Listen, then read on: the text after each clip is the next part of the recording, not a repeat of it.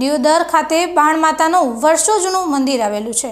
અહીં દર પૂનમના દિવસે બાણેશ્વરી માતાના ધામમાં સમગ્ર ભારતભરમાં વસતા રબારી સમાજના લોકો મોટી સંખ્યામાં માતાજીના મંદિરે દર્શન કરવા આવે છે। બનાસકાંઠાની ભૂમિ પાવન ભૂમિ છે। અહીં અરવલ્લી ડુંગર પર માં અંબાનું સ્થાન છે, જે હાલ શક્તિપીઠ તરીકે દેશ વિદેશમાં પ્રખ્યાત છે। એની સાથે સાથે આ જિલ્લામાં અનેક પૌરાણિક મંદિરો આવેલા છે, જેમાં દિયોદર નગરમાં આવેલ બાણ માતાનું મંદિરનું પણ સ્થાન છે। કહેવાય છે કે વર્ષો જૂના આ બાણેશ્વરી માતાના મંદિરે દૂર દૂરથી ભક્તો પોતાની મનોકામના લઈ દર્શનાર્થે આવે છે। અહીં આ મંદિરની લોકવાયકા છે કે દિયોદરની ધરતી અને હિંદવાણી પરગણાની ધરમધરતી દિયોદર નગરની મધ્યમાં સરોવર કિનારે ગંગાજળિયા કૂવાના કાંઠે ઈસવીસન 1508ની આસપાસ માં દેવલના પરચાથી કૂવો પાણીથી ઉભરાયો અને પાણીનો બેડું ભરાવ્યાના માં બાણેશ્વરીના પરચા પૂર્યાની લોકવાયકા છે। અહીં રાઠોડ કુળનો ગોહ શાખના રબારીની વિધાતા નાગણેશ્વરી બાણેશ્વરી માતાની દિયોદરની પાવન ભૂમિમાં મોટું સ્થાન છે।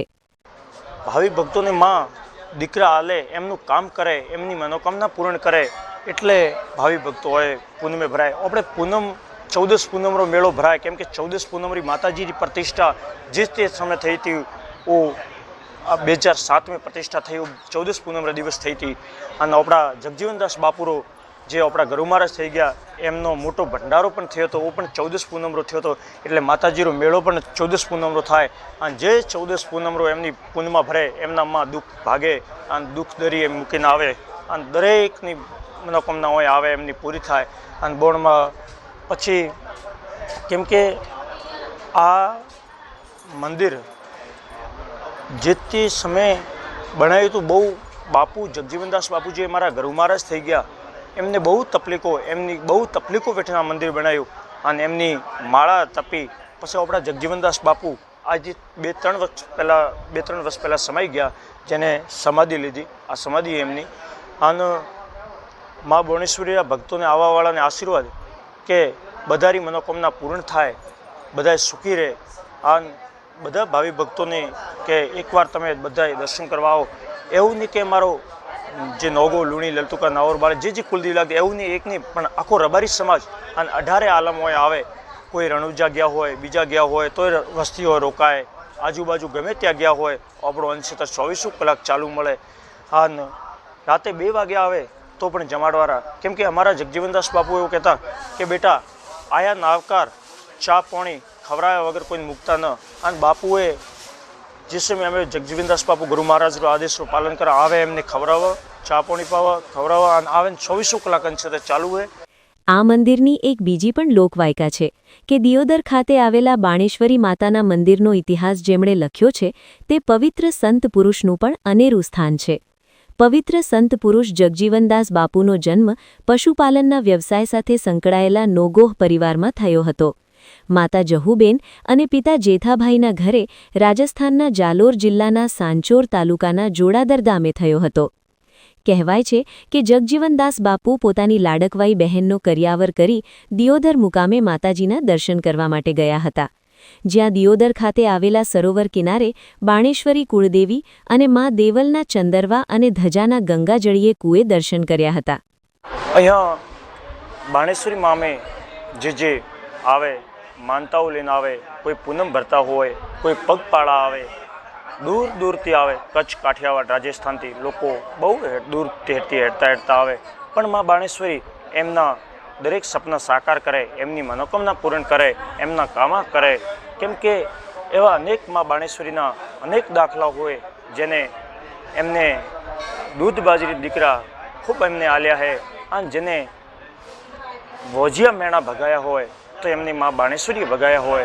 केम के जे संभवी न होय, जे डॉक्टरे ना पाड़ी नाख्या होय कि भाई एमना कोई दाड़ो दीकरा न होय, एमने मां बाणेश्वरी एक ने पण 2 दीकरा आल्या होय तो आ मां बाणेश्वरी भगवती आले अने मां दरेकनी आवे, एमनी दरेकना दुख भागे अने दरेक पूनम रे दाड़े एमना पूनमा भरता होय लोको दूर दूरथी। केम के पूनमा क्यारे भरे कि ज्यारे एमनी मनोकामना पूर्ण थती होय, जे मां बाणेश्वरी मां आवीने नमे त्यारे एमनी दरेक मनोकामना पूर्ण थती होय, ज्यारे लोको पूनम भरता होय। એવી પણ લોકવાયકા છે કે સમયની ઘટમાળમાં બાણેશ્વરીની ભક્તિ કરતા પૂજ્ય બાપુએ સાક્ષાત માતાજીએ દર્શન આપ્યાનો પરચો અનુભવ્યો હતો અને બાપુએ જીવનને ભક્તિમય બનાવી આ જગ્યા પર તેમને પોતાનું સ્થાન બનાવ્યું હતું. જગજીવનદાસ બાપુ વિક્રમ સંવત 2048માં પોતાની જન્મભૂમિ છોડીને દિયોદરને કર્મભૂમિ બનાવી ગંગાજળીએ કૂવાના કિનારે ઝૂંપડી બનાવી માતાજીની ભક્તિ અને આરાધના થકી અંધકારમાંથી પ્રકાશ તરફ લોકોને લઈ જવાની અખંડ જ્યોત અવિરત ચાલુ કરી. જ્યારથી રબારી સમાજના લોકોનું બાણેશ્વરી માતાનું મંદિર આસ્થાનું કેન્દ્ર બન્યું છે. હું દિયોદર બાણમાતાના દર્શન કરવા અમે પૂનમે બધા મિત્રો સાથે આવીએ છીએ અને આ માતાના જે અમારે રબારી સમાજમાં અલગ અલગ શાખ હોય છે, એટલે જે નોગો પરિવાર છે એની આ કુળદેવી છે. નોગો પરિવાર અમારા સગા સંબંધીઓ સાથે સંકળાયેલા હોય અમે પણ માતાજીને પૂનમે દર્શન કરવા આવીએ છીએ. મારી સાથે આજે દૂધસાગર ડેરીના ડાયરેક્ટર શ્રી રમેશભાઈ તથા નાયતાથી ડાયાભાઈ તથા હું, મારું ગામ વાયડ છે, પૂર્વ સરપંચ છું. દૂધસાગર ડેરીના જે ગામમાં મંત્રી તરીકેની ફરજ બજાવું છું વાયડ મંડળીમાં. અને આ માતાજીનો અમારા જે સગા સંબંધીઓ પુરાણમાંથી બહુ ચમત્કારિક માતા હોવાને કારણે એક આસ્થાનું કેન્દ્ર છે અને દર પૂનમે અમારા સમાજના અને સર્વ સમાજના લોકો અહીંયા આવે છે અને માતાજીની શ્રદ્ધાથી એમની પણ મનોકામના હોય એ માતાજી પૂર્ણ કરે છે. તો અમે પણ આજે આવ્યા હતા, તો આ રીતનું મંદિરનું જોઈ અને મીડિયા દર્શનાર્થ આવતા ભક્તો અને વડીલોનું કહેવું છે કે દિયોદર ખાતે વર્ષ 2001માં શિખરબંધ મંદિરનું કામ નોગોહ પરિવાર અને અન્ય સેવકોના પરિવારના દાનવીરોની આર્થિક સહયોગથી પરિપૂર્ણ કરવામાં આવ્યું હતું. આજે પણ આ મંદિરમાં શ્રી બાણેશ્વરી માતાનું એક અલગ જ સ્વરૂપ છે. આ સ્થાન પર ગોગા મહારાજ, મા દેવલની મૂર્તિઓની શાસ્ત્રોક્ત વિધિસર પધરામણી કરવામાં આવી છે. મહંત જગજીવનદાસ બાપુ, ગુરુ કલ્યાણદાસ બાપુએ દિયોદર નગરની મધ્યમાં સરોવર કિનારે ગંગાજળિયા કૂવાના કાંઠે મા દેવલ બાણેશ્વરીના નામે અખંડ જ્યોત ચાલે છે અને અહીં બાપુએ અન્નક્ષેત્ર જ્યોત જગાડી ફક્ત નોગોહ જ નહીં, સર્વ સમાજ સેવકો માટે આસ્થા અને શ્રદ્ધાનું કેન્દ્ર બનાવ્યું છે. દિયોદર બાણ માતાજી મંદિરે પૂનમ હોય દર્શન કરવા આવું છું અને મારી જે ઈચ્છા હોય છે અને માતાની માંગણીઓ છે મારી પૂરી કરે છે અને મને બહુ વિશ્વાસ છે બાણ માતા ઉપર. અને અમે સૌ સાથી મિત્રો આવી અને માતાજીને દર્શન કરીએ છીએ. અમને બહુ સારું માતાજીના આશીર્વાદ છે, એના માટે અમે સૌ મિત્રો રાધનપુર તાલુકાથી આવે છે, દૂર દૂરથી માણસો આવે છે, એમની મનોકામના માતાજી પૂરી સૌની કરે છે. અને બહુ જૂનું મંદિર છે, આ ઘણો વર્ષોથી જૂનું છે. રબારી સમાજમાં નાગો શાખના છે રબારી, એમની કુળદેવીમાં બાણ માતાનું મંદિર છે અને સૌ શ્રદ્ધાળુ માતાજીને બહુ વિશ્વાસ છે, સૌની મનોકામના બહુ જ પૂરી કરે છે. ધોનેરા જોડે એટા વાસણ ચોકી છે અને ઓલરેડી રહેવાનું મારું હાલ અમદાવાદમાં છે. અને હર પૂનમે હું આ દિયોદરી અમારી કુળદેવી છે, હું નોગો છું. આ અમારી કુળદેવી છે. હર પૂનમે હું અહીંયા દિયોદર 18 આલમ વસ્તી આવતી હોય ને એની સેવા માટે જ હું આ મંદિરે આવું છું. અને રાતે 14ની રાતે આવું છું અને પૂનમની સાંજે 6-7 વાગે બધી વસ્તી નીકળી ગયા પછી હું જાઉં છું. ત્યાં સુધી અમે ઘણા બધા મારા નોગોના દીકરા છે, બધા માતા બોણમાની સેવકો જે આવે છે, યાત્રાળુઓ આવે છે, એની સેવામાં જ હોય સદાય.